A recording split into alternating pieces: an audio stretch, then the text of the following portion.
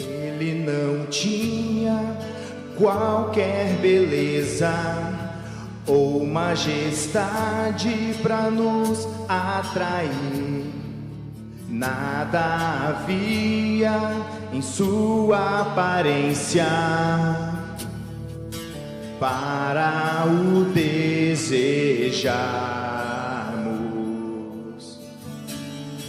mas rejeitado dentre os homens, ainda assim carregou nossas dores.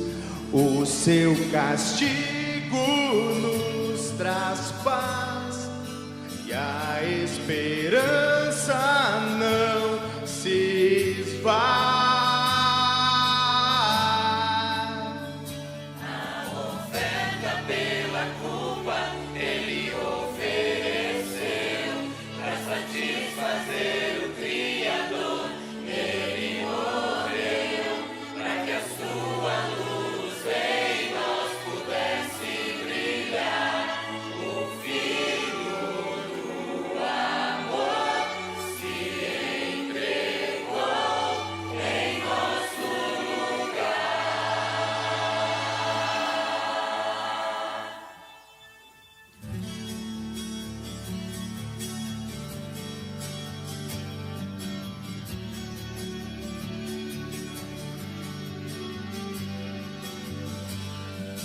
Mas rejeitado dentre os homens, ainda assim carregou nossas dores. O seu castigo nos traz paz e a esperança não se esvai. A oferta pela culpa ele ofereceu para satisfazer o Criador. Ele morreu para que a sua luz em nós pudesse brilhar. O Filho do amor se entregou em nosso lugar. És o Cordeiro que pelos nossos pecados foi esmagado sem dizer uma só palavra.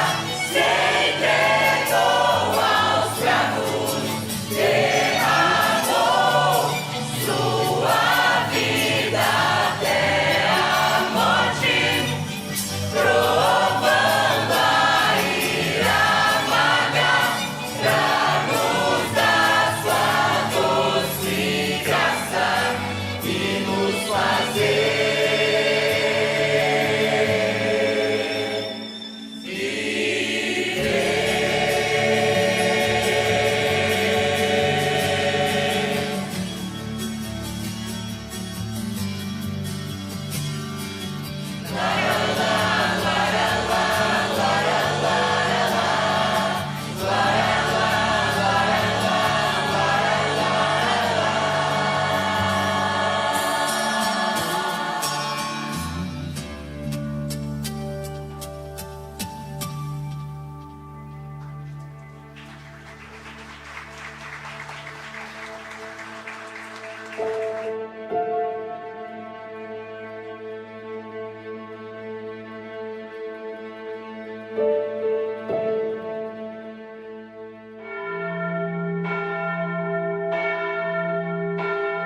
Jesus entrou em agonia no Getsêmani, e seu suor tornou-se como gotas de sangue a escorrer pela terra.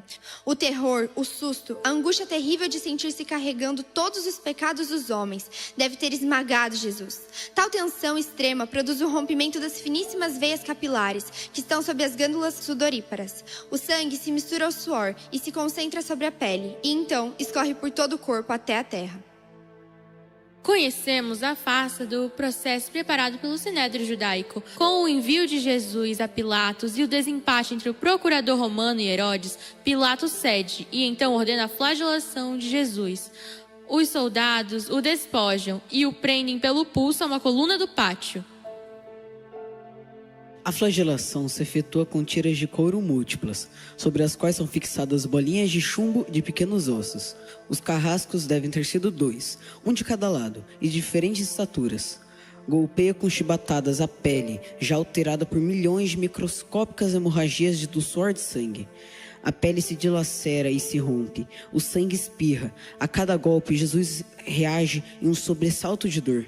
As forças se esvaem. Um suor frio lhe impregna a fronte. A cabeça gira em uma vertigem de náusea. Calafrios lhe correm ao longo das costas. Se não estivesse preso no alto pelos punhos, cairia em uma poça de sangue. Pilatos, depois de ter mostrado aquele homem dilacerado à multidão feroz, o entrega para ser crucificado. Colocam sobre os ombros de Jesus a cruz de peso exorbitante, na qual ele seria crucificado no Calvário. Jesus caminha com os pés descalços pelas ruas de terreno irregular, cheias de pedregulhos. Os soldados o puxam com as cordas. O percurso é de cerca de 600 metros. Jesus, fatigado, arrasta um pé após o outro. Frequentemente cai sobre os joelhos. E os ombros de Jesus estão cobertos de chagas. Quando ele cai por terra, a viga lhe escapa, escorrega e lhe esfola o dorso. Finalmente, para ganhar tempo, os soldados escolhem um homem na multidão, Simão, que vinha do campo, e puseram-lhe a cruz sobre suas costas, para que a levasse após Jesus. Sobre o Calvário tem início a crucificação.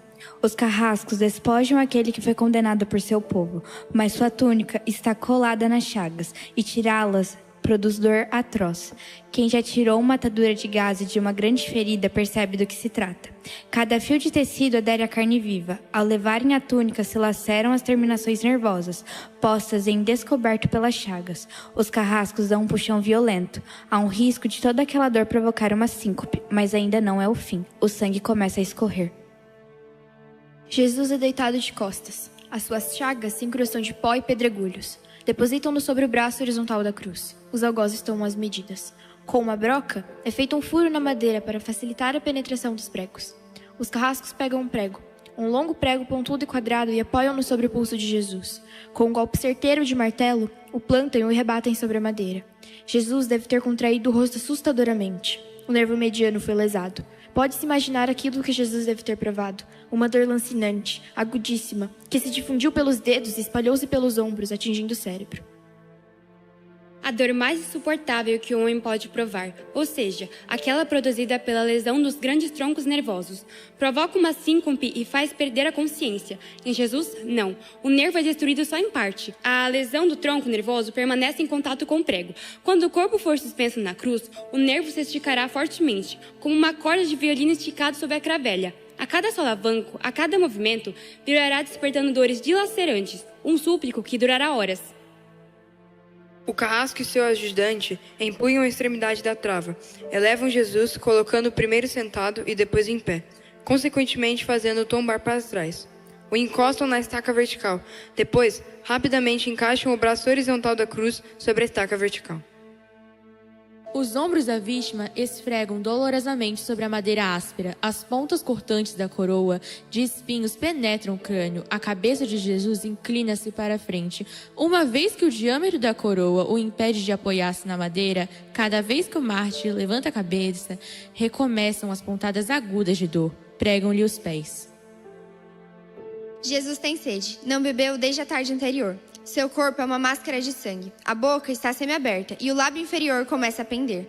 A garganta, seca, lhe queima, mas ele não pode engolir.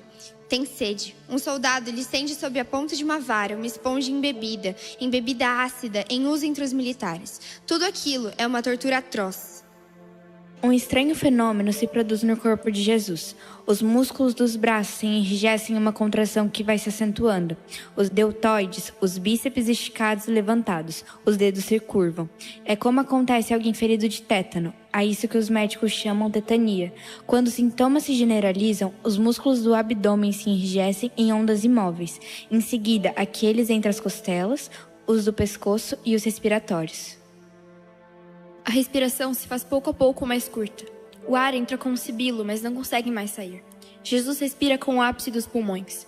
Tem sede de ar, como um asmático em plena crise. Seu rosto pálido pouco a pouco se torna vermelho. Depois se transforma num violeta púrpureo e, enfim, cianítico. Jesus é envolvido pela asfixia. Os pulmões cheios de ar não podem mais esvaziar-se. A fronte está impregnada de suor e os olhos saem fora de órbita. Mas o que acontece? Lentamente, com um esforço sobre-humano, Jesus toma um ponto de apoio sobre o prego dos pés. Esforça-se a pequenos golpes e eleva aliviado a tração dos braços. Os músculos do tórax se distendem. A respiração torna-se mais ampla e profunda. Os pulmões se esvaziam e o rosto recupera a palidez inicial. Por que esse esforço? Porque Jesus quer falar: Pai, perdoa-lhes, porque eles não sabem o que fazem. Logo em seguida, o corpo começa a afrouxar-se de novo e a asfixia recomeça. Foram transmitidas 7 frases pronunciadas por ele na cruz. Cada vez que quer falar, deverá elevar-se, tendo como apoio o prego dos pés. Que tortura! Atraídas pelo sangue que escorre pelos coágulos, enxames de moscas unem ao redor do seu corpo, mas ele não pode enxotá-las. Pouco depois, o céu escurece, o sol se esconde, de repente a temperatura diminui. Logo serão 3 da tarde. Todas as suas dores, a sede, as câimbras, a asfixia, o latejar dos nervos medianos, lhe arrancam um lamento. Deus meu, por que me abandonastes? Jesus dá seu último suspiro. Está consumado. E em seguida, Pai, nas tuas mãos entrego o meu espírito. e morre em meu lugar e no seu.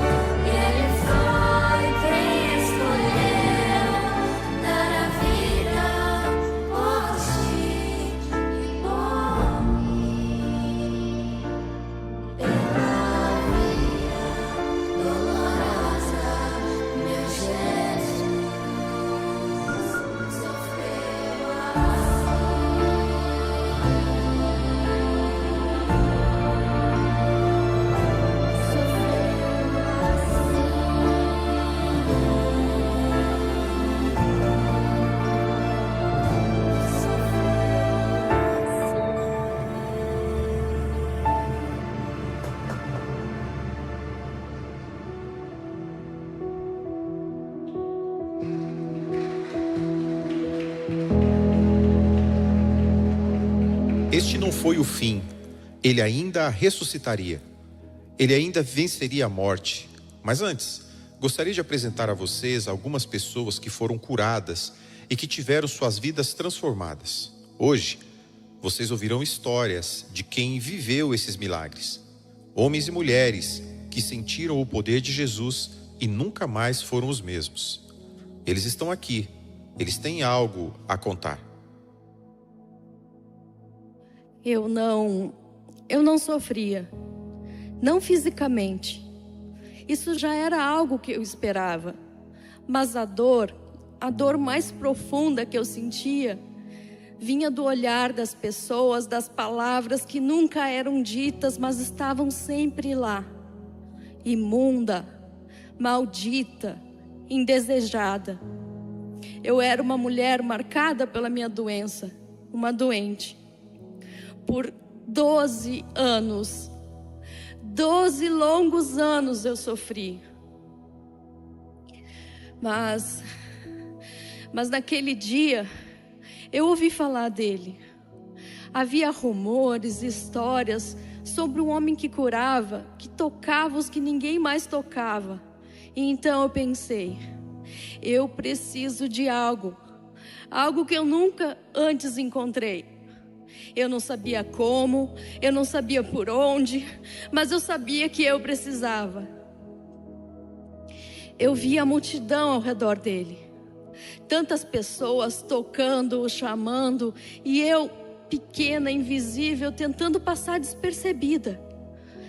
Eu não poderia me aproximar dele com as mãos abertas. Não, eu não poderia pedir, eu não tinha coragem. Mas então eu pensei, se eu apenas tocar a orla do manto dele, talvez eu pudesse ser curada. E eu toquei na pontinha da orla da roupa dele. E então, ele parou. E ele olhou para mim. E eu senti o olhar dele como uma luz que varria a minha escuridão. Quem me tocou, ele disse, saiu o poder de mim. E eu, com toda a coragem que eu consegui reunir, disse, fui eu. E naquele momento eu senti a cura em meu corpo. Como se todo o peso que eu carregava, toda a dor que eu carregava, tinha sido tirado. Eu estava curada, eu estava livre. Ele me curou. Então eu fui curada. E você?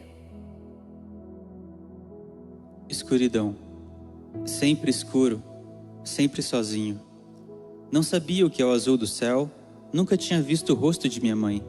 Só ouvia passos que vão e vêm, vozes a me ignorar. Alguns jogavam moedas, outros desviavam de mim como se eu nada fosse. Mas naquele dia, o barulho era diferente. Havia pressa, murmúrios, uma agitação que nunca senti antes. O que está acontecendo? Perguntei. É Jesus de Nazaré que está passando. Jesus, o que cura, o que liberta, minha única chance. Meu coração bateu descompassado. E então eu gritei.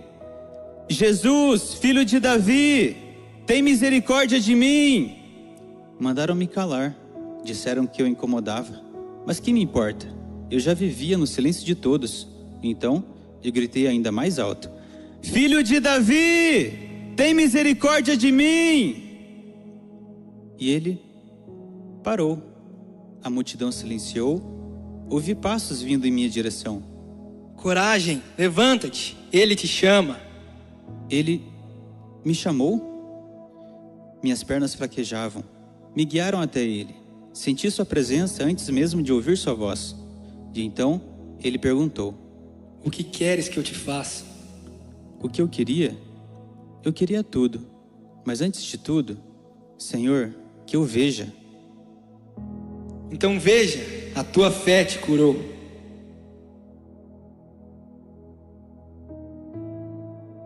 Eu via o céu, as pessoas, as cores. E diante de mim, Jesus. Desde aquele dia, nunca mais andei na escuridão. nunca mais.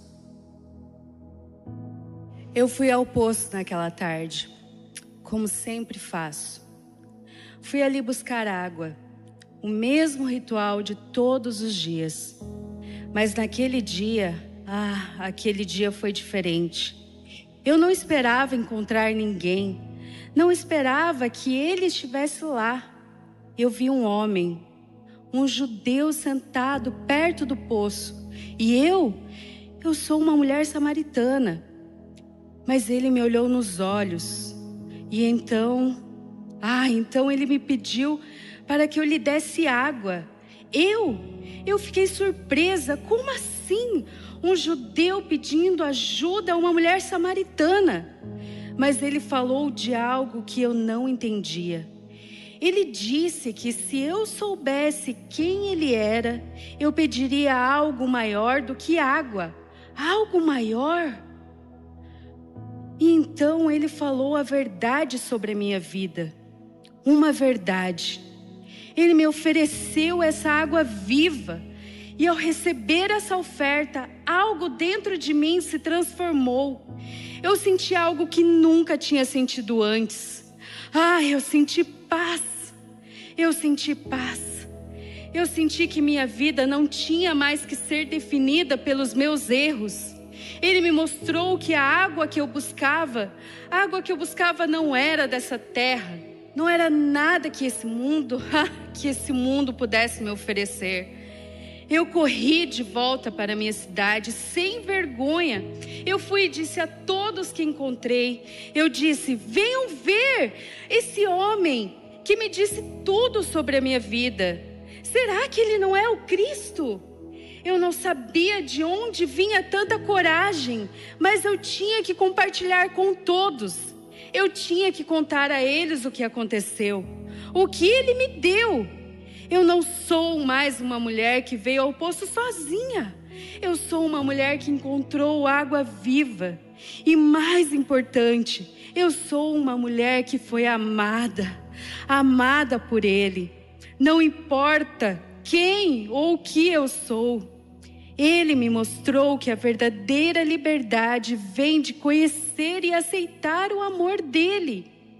Eu agora sei quem eu sou. Eu sou a filha do rei.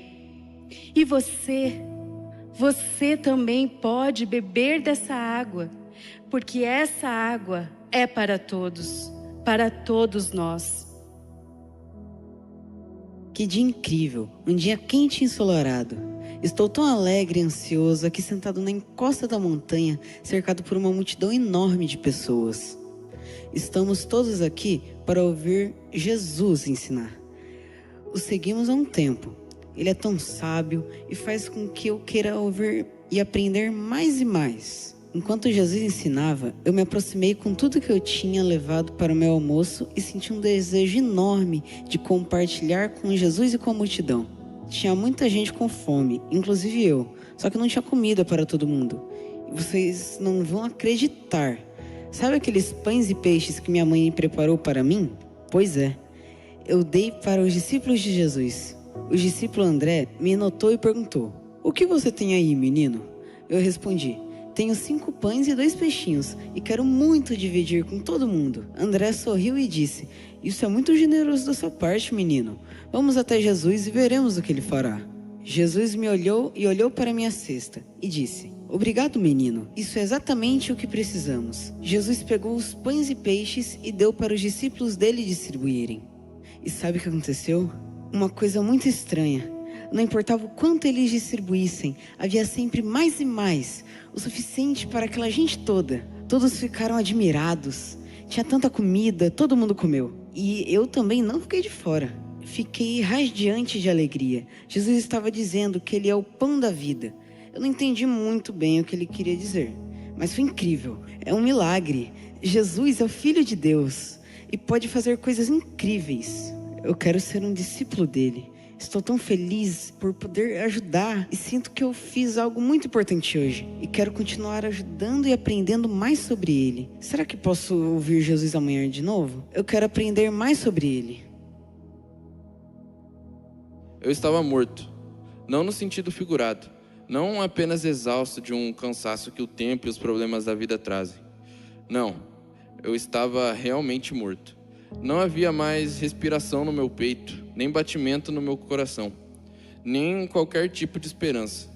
E então, ele veio. Ele, o Mestre, Jesus, meu amigo. Eu sabia que ele era mais do que um profeta, mais do que alguém que curava. Ele era algo diferente, algo que eu não tinha palavras para descrever até aquele momento. O tempo que passei naquela tumba, eu já não lembrava de quem eu era, nem me importava com isso. A dor de viver havia sido substituída pelo peso de uma paz inerte, onde tudo estava em silêncio absoluto. Mas de repente, ouvi uma voz. Era uma voz familiar, uma voz que tinha o poder de atravessar a morte. Eu não reconheci de começo. Não sabia se estava sonhando ou se minha mente já estava se entregando à escuridão. Mas eu sabia que aquela voz tinha autoridade. Ele me chamou pelo nome. Lázaro, ele me chamou. Eu não queria sair. Eu estava em paz. Não havia mais dor, mais sofrimento, mais angústia. Mas ele me chamou. E no instante em que eu ouvia o som da sua voz, algo dentro de mim, algo que eu não sabia ainda que existia, se agitou. Eu saí. E quando vi todos os olhos em mim, todos os meus amigos, familiares, os que haviam chorado por minha partida, não sabia o que dizer. Eu queria contar-lhes tudo o que eu vi, mas não haviam palavras. Jesus apenas me deu a vida de volta. Ele me deu uma visão, uma experiência de algo além do que a morte pode consumir. Não posso explicar completamente, porque sei que não tenho palavras suficientes para descrever o que meu coração sentiu. Mas Ele fez por mim. Não apenas para que eu voltasse à minha antiga vida, mas para que eu compreendesse que quando Ele diz que Ele é o caminho, a verdade e a vida, Ele realmente o é. O Mestre trouxe não só o meu corpo de volta, mas a minha alma. Eu me senti renascido. Eu, Lázaro, fui de um homem morto, mas agora eu estou vivo. E a minha vida é totalmente dele.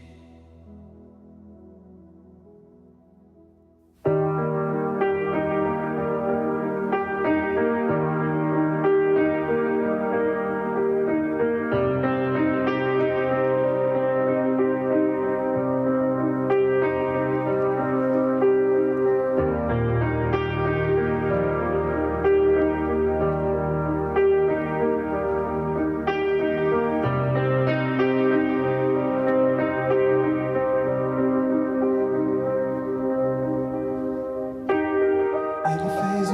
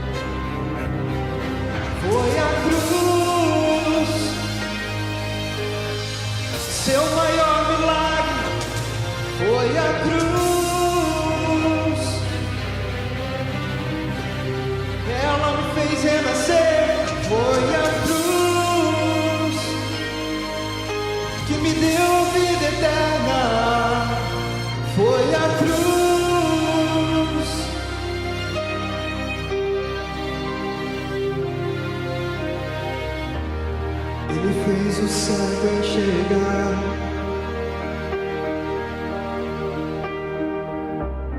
e o paralítico andar.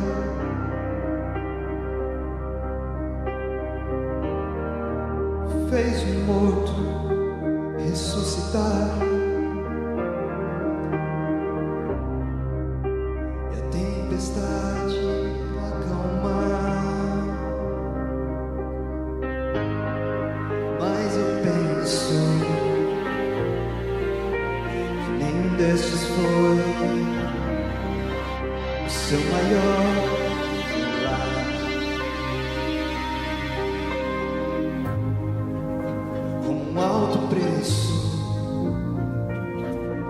Ele pagou com seu sangue pelo meu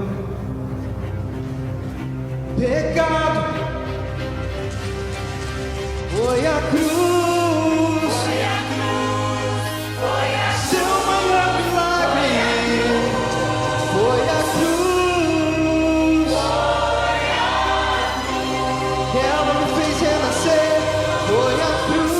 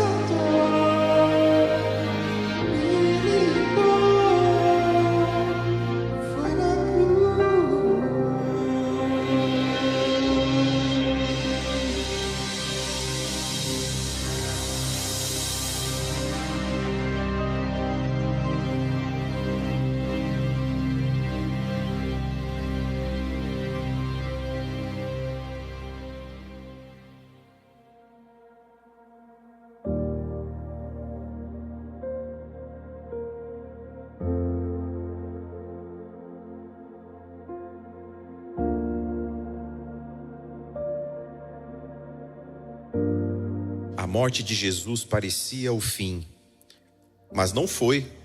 Depois de 3 dias, ele venceu a morte. A cruz está vazia, o túmulo está vazio.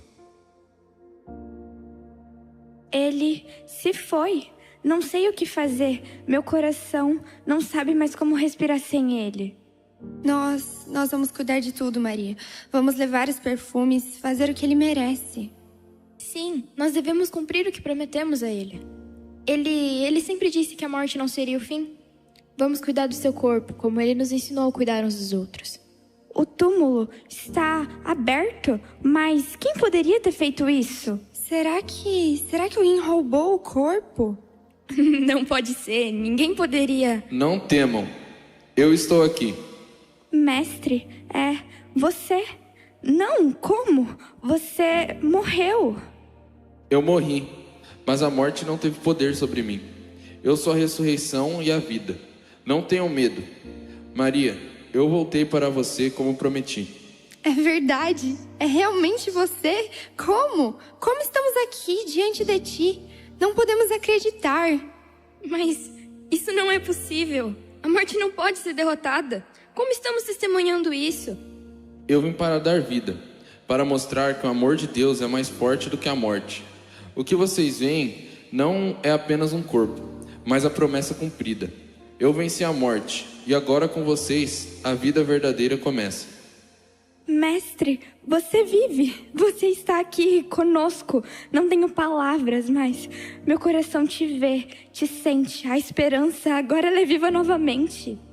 Não se entristeçam mais. Vão e contem a todos o que viram, o que sentiram. Eu estou vivo, e a promessa de que estarei com vocês sempre se cumpriu. Nós vamos contar, Senhor. Vamos contar a todos. O que vimos, ninguém poderá apagar.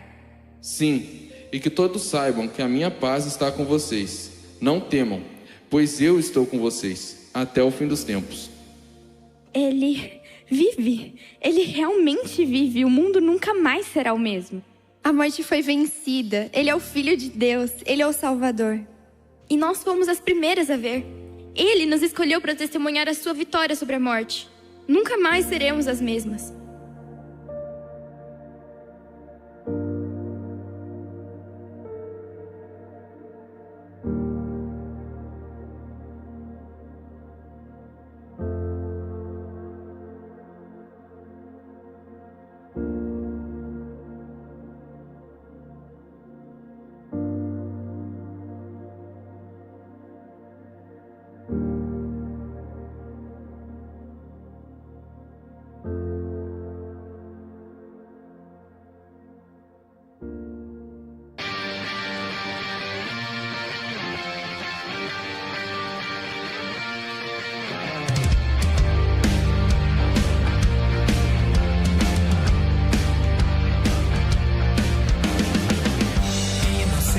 Condenado a ser numa cruz pregado e ali morrer, sangue sem pecado a escorrer.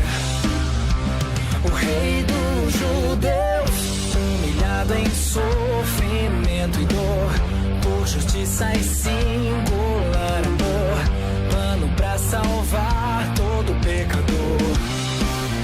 Mas resplandeceu e vivo está, e nem a morte o pôde abalar. Jesus Cristo reviveu, sobre a morte prevaleceu. Tudo consumado está, pois eu sei que a cruz vazia está, e nem a morte o pôde abalar. Plano de completa redenção, salvação de todo o coração que se entregar pelo seu perdão. De graça nos traz esperança a todo que nele crer, de uma eternidade poder viver, junto a ele a morte poder vencer. Sei que um dia vou com ele estar, pois nem a morte o pôde abalar.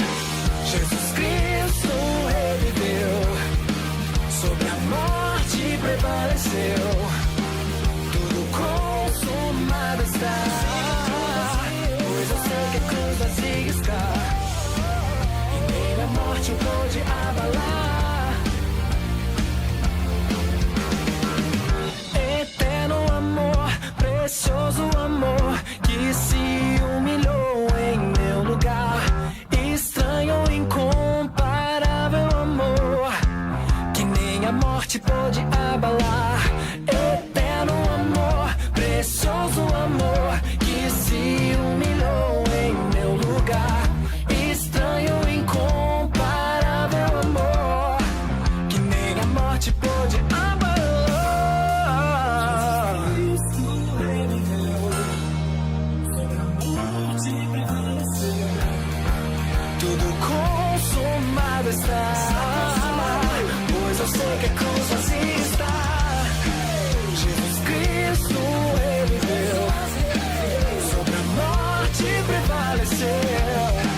Tudo consumado está, pois eu sei que a cruz vazia está, e nele a morte o pôde abalar. Eu sei que a cruz vazia está, que a cruz vazia está, sei que a cruz vazia está.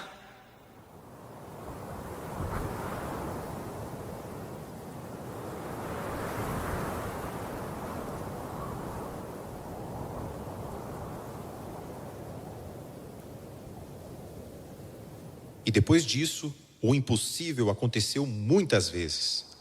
Muitos o encontraram, mesmo sem vê-lo com os próprios olhos. Eu estava lá, eu vi, eu senti. Era o dia de Pentecostes. Estávamos todos reunidos, esperando algo. O que exatamente? Não sabíamos, mas Jesus nos dissera para esperar. Esperar pelo que viria do alto. Então, nós esperamos.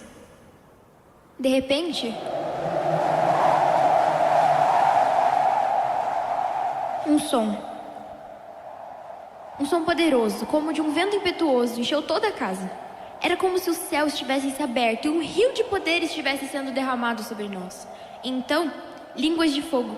Sim, chamas apareceram e pousaram sobre cada um de nós. Mas não nos queimavam. Não era fogo comum. Era o próprio Espírito Santo. Naquele momento, algo incrível aconteceu. Nossos lábios começaram a se mover, mas não eram palavras comuns que saíam. Eram línguas que nunca havíamos aprendido. Línguas de nações distantes, palavras que nós mesmos não compreendíamos, mas que fluíam de nós com uma certeza inabalável. Era como se Deus estivesse falando por meio de nós para o mundo inteiro ouvir. E ouviram. Sim, as pessoas ouviram. A multidão que estava na cidade ficou perplexa. O que está acontecendo? Perguntavam uns aos outros. Como esses homens falam nossas línguas e são todos galileus? Alguns estavam maravilhados, outros zombavam. Estão bêbados. Foi então que Pedro se levantou. Pedro, aquele que antes tivera medo, que negara ao próprio mestre, agora, cheio do Espírito Santo, ergueu a voz e proclamou: Estes homens não estão embriagados como pensais, mas isto foi dito pelo profeta Joel. Nos últimos dias, diz o Senhor, derramarei do meu Espírito sobre toda a carne. E Pedro continuou, pregando sobre Jesus, sobre sua morte e ressurreição, e sobre a promessa que agora se cumpria diante de nossos olhos. As palavras dele tocaram os corações. 3.000 pessoas creram naquele dia. 3.000. O Espírito Santo não apenas desceu sobre nós, mas começou a transformar vidas ali mesmo. E eu fui transformado. Antes temeroso, agora corajoso. Antes duvidoso, agora cheio de fé. O fogo que pousou sobre mim não se apagou. Arde dentro do meu peito até hoje. O Espírito Santo veio e nunca mais nos deixou. E você? O que fará com essa verdade? Você ouvirá a voz do Espírito Santo? Ele está aqui. Ele está chamando.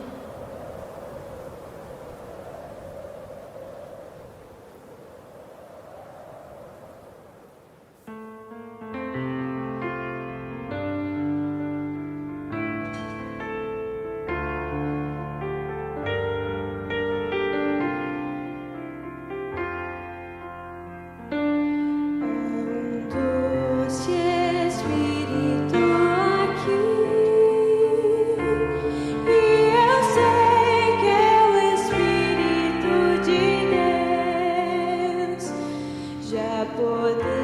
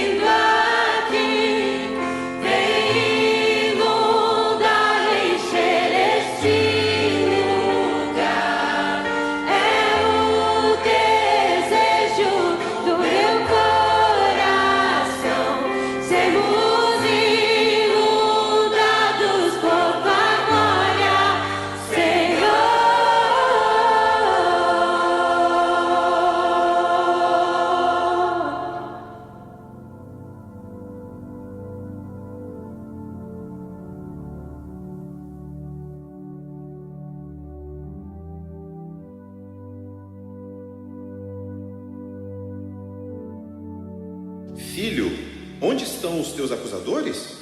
Não ficou ninguém, nem eu. Nem eu tampouco te condeno. Vá e não peques mais. O inverno finalmente passou. O povo que andava em trevas viu a grande luz. Os que moravam na região das sombras viram a luz. E como pode ser isso? A majestosa luz, imponente, incontida, exageradamente monumental.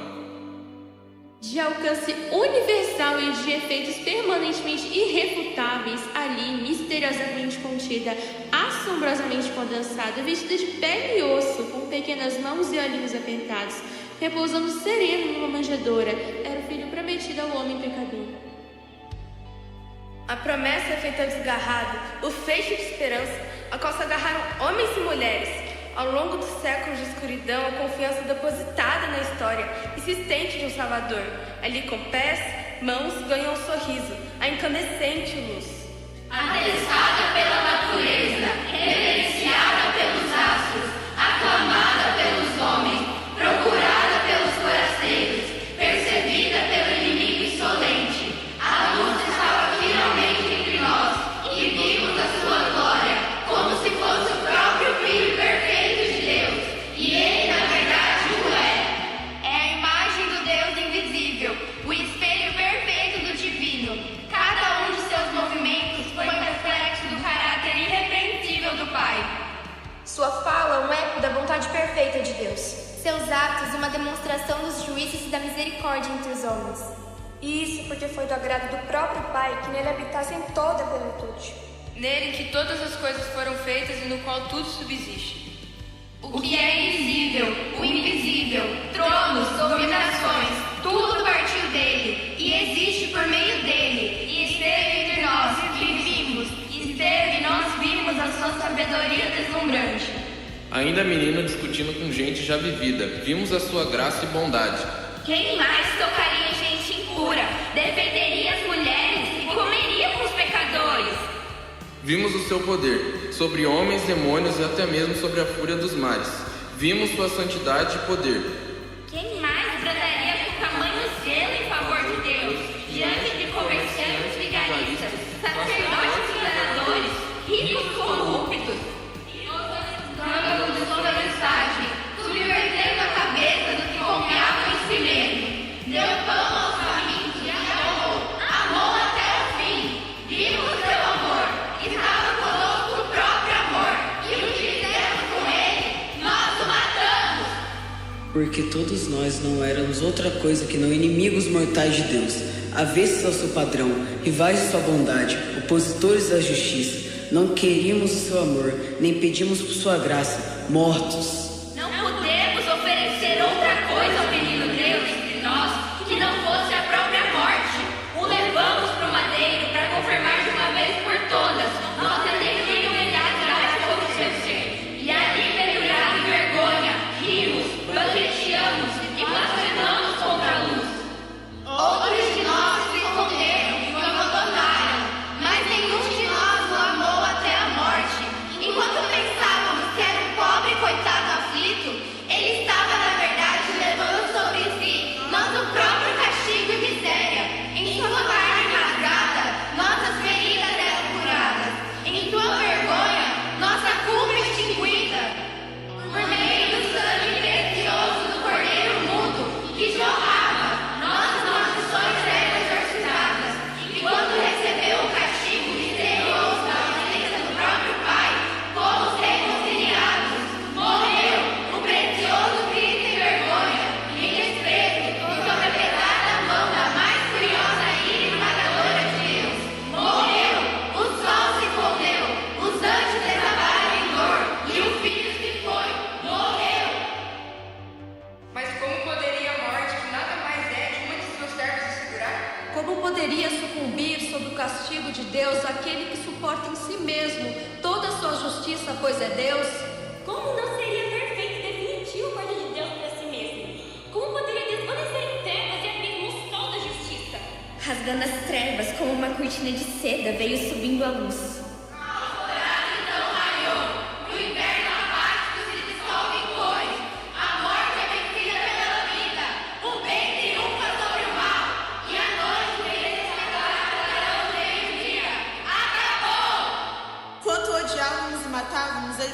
estava a nossa liberdade.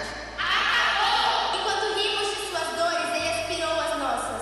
Acabou! Enquanto banqueteávamos e o víamos morrer de sede, ele abriu uma fonte de água viva para todo que tem sede. Acabou! Enquanto abandonávamos e fugíamos de sua miséria, ele buscava seu rebanho com surpreendente amor. Acabou! Enquanto nos escondíamos e nos envergonhávamos dele, ele descia ao pântano de nossas misérias e nos arrancava com poder e obstinação. Enquanto desprezávamos por ter sido esquecido de Deus, ele nos aproximava do nosso inimigo e fazia com seu sangue a paz. Acabou! Onde está a morte? Onde está o poder da morte? Ele desmoralizou as trevas e pagou em si mesmo o resgate por nossa liberdade. Esse preço jamais poderíamos pagar. Quem de nós suportaria o peso da justa ira de Deus? Quem de nós corresponderia à sua lei com retidão? Nenhum! Mas agora nele estamos livres! Ali pendurado estava Cristo, pendurado estava o mentiroso, erguido no chão estava os arrogantes e os devassos, exposto a vergonha estava a prostituta, o travesti, os homossexuais, hasteados estavam os assassinos, os falsos, os blasfemos, todos os seus filhos, suas ovelhas perdidas, seus pequenos vacilantes, os pobres de espírito, por quem ele se enganou até os tornar ricos, todos ali morrendo com ele e ressuscitando com ele ao terceiro dia. Que graça insondável, perdão escandaloso, dádiva assombrosa, a notícia da paz com Deus feita por meio de Cristo é boa demais para ser verdade. Mas bem-aventurados os que creem nessa notícia, felizes os que acreditam no precioso Evangelho de Cristo e no sublime bem entregue aos pecadores para a glória de Deus. Já não há mais condenação para eles. Tudo foi consumado, o perdido encontrado e os rebeldes trazidos de volta ao seu lar. Pai, em tuas mãos entrego o meu espírito. Ele nos entregou nas mãos do Pai, e quem nos arrebatará dessa segurança eterna? Que cantem os justos e se alegrem os redimidos. Cristo é o nosso sublime bem. Amém!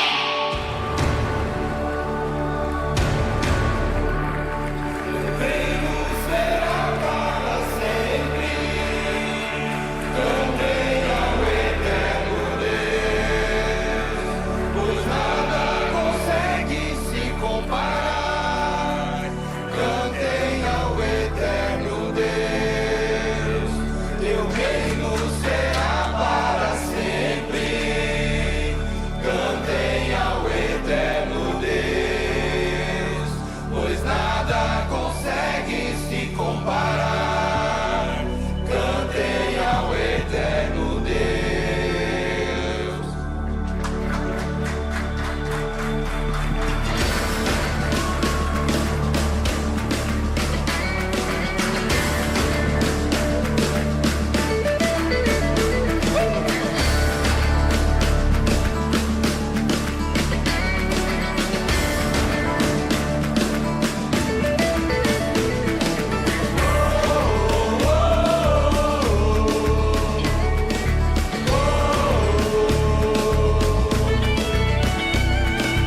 Louvor e honra, poder e glória pertencem ao nosso Deus. Todos os povos, tudo que existe, louvem